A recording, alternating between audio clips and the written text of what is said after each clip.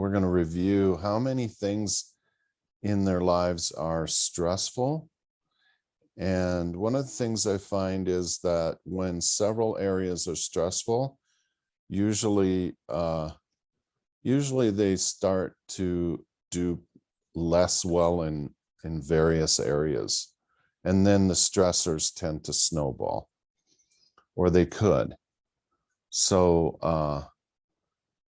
then we're going to prioritize which stressors are within your control to change, and address those first, perhaps with the simplest ones that actually could change if you organize yourself and focus energy in the areas that are the most changeable, and get some momentum going back in your favor.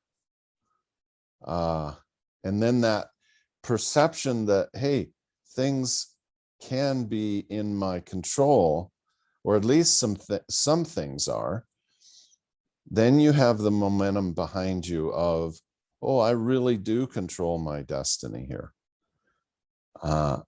So that's part of the perspective is, do I believe that I have some control over what happens?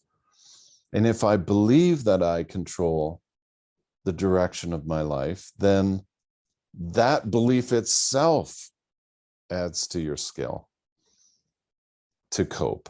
So part of it is just unwinding from the negativity of things are going badly and they're probably going to continue to go badly, and flip the script around backwards to take charge of your destiny, take responsibility for how I'm perceiving things and for what I can change,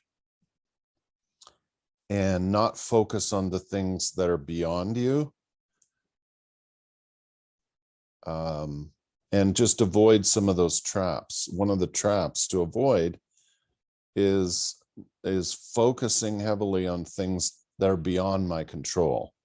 For instance, how my boss's emotional life. This is not something that you control. They have their own life, and they have their own reasons why they're maybe aggressive or impatient. That's not something you're likely to affect.